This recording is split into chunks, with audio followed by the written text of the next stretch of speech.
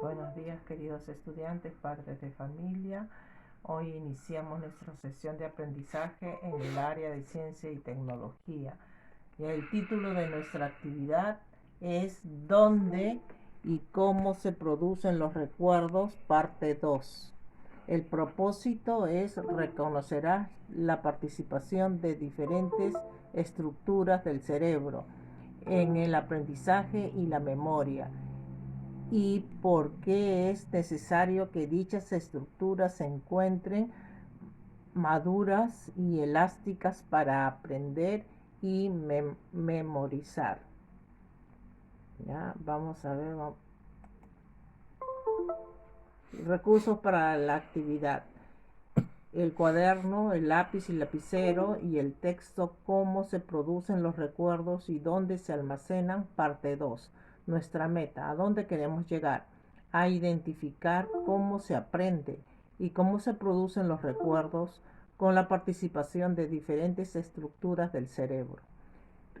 Reconocer la necesidad de estructuras del cerebro maduras y elásticas para aprender y memorizar. Vamos a resolver este cuadro, ¿ya? Me dice, copia en tu cuaderno el siguiente cuadro y complétalo. Para ello marcan con una X lo primero que aprendiste y luego describe brevemente cómo lo hiciste. Puedes añadir más filas, ¿ya? La pregunta: ¿qué aprendí primero en mi infancia temprana, aproximadamente a los 3 años? A hablar, a resolver problemas de matemáticas, a caminar, a patear una pelota, ¿ya? Entonces lo que tienen que hacer es poner una X y decir cómo lo hicieron, ¿ya? Lee atentamente y responde estas preguntas en tu cuaderno. ¿Sabes que hay cosas que a los niños y niños les es más difícil aprender durante la infancia temprana? Escribe algunos ejemplos y por qué ocurrirá eso. Hay algunas cosas que los niños no les cuesta aprender. ¿Por qué será, no? Sabes que hay cosas que a las personas mayores les es más difícil aprender. Escribe algunos ejemplos. ¿Por qué ocurrirá eso?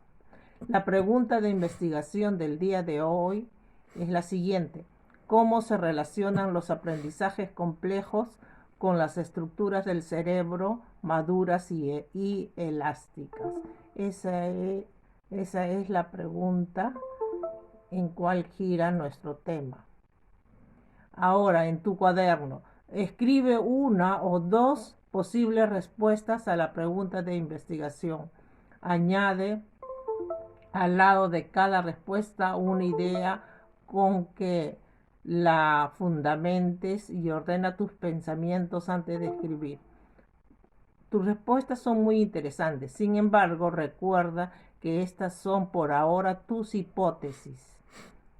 Ya sabes que necesitas investigar más para sustentar tu respuesta con argumentos basados en evidencias y en fuentes reales de información o experiencias obtenidas de los aprendizajes científicos, ¿ya? Las posibles respuestas: elabora un plan sencillo para realizar la investigación y escribe en tu cuaderno. Recuerda que dicho plan debe presentar los siguientes elementos: una lista de acciones a realizar para responder a la pregunta según el orden de prioridad. ¿Qué harás primero? ¿Qué harás después? ¿Ya? Luego también una lista de materiales o recursos que necesitas. Por ejemplo, lecturas, videos, entrevistas. Si eliges una lectura, un video o una entrevista, ten presente que la información que obtengas de estas fuentes debe ser confiable. Anota los 3 criterios de confiabilidad que te presentamos y cuando ejecutes el plan, coloca un visto si la información obtenida los cumple. Por ejemplo, en el criterio 1, el autor del texto, video o entrevistado pertenece a una identidad de prestigio académico, puede ser una universidad, al gobierno, alguna empresa. Criterio 2, el autor es citado en libros, estudios, investigaciones o tesis universitaria. Criterio 3, la información ha sido publicada en una revista de divulgación científica, un libro académico dirigido a especialistas o otro medio. Esas son fuentes de confiabilidad, ¿no? El criterio 1, el criterio 2 y el criterio 3, para ver si la información que has recogido es verdadera, ¿no? Es confiable, es buena. Ahora, ejecuta el plan y responde la pregunta de investigación. Te invitamos a leer el texto. Cómo se producen los recuerdos y dónde se almacenan, parte 2. El día de ayer hemos leído la parte 1. Me dice, es un texto que en este momento solamente se va a leer el primer párrafo. Completo se te va a dar por intermedio del WhatsApp. Dice, la memoria requiere de la participación de diversas áreas del cerebro. En el aprendizaje y la memorización participan numerosas estructuras nerviosas. Por ello, ambos procesos dependen de muchos factores, como el estado de motivación o interés que tenga la persona sobre lo que aprenderá, su estado emocional, si está tranquilo, si está con seguridad, el grado de atención, sus conocimientos anteriores, el estado de sus receptores sensoriales, los sentidos, ¿no? Los ojos, el oído, etc. Y si el aprendizaje implica actividad física, también el estado de los músculos. ¿Ven? Miren cómo está relacionado, ¿no? Para realizar el aprendizaje depende de muchos factores. Durante la lectura te sugerimos que analices lo siguiente. ¿Cómo se relaciona la complejidad de los aprendizajes con la intervención de muchas estructuras nerviosas? Otra pregunta, ¿cómo la maduración de las estructuras nerviosas condiciona a qué podemos aprender o qué no podemos aprender a cierta edad? ¿Cómo, según los tipos de acción que debemos realizar, se requieren diferentes tipos de memoria? ¿Por qué determinados aprendizajes se pueden lograr solo cuando las estructuras nerviosas están aún elásticas? Ya tienes nuevas ideas sobre la memoria y los aprendizajes y también acerca de la formación de recuerdos y su almacenamiento. Ahora, completa el siguiente mapa conceptual con las siguientes palabras: motivación, comportamiento, motores, atención y músculos, estructuras del cerebro y edades tempranas, según corresponda. Guíate de la información que has obtenido hasta el momento.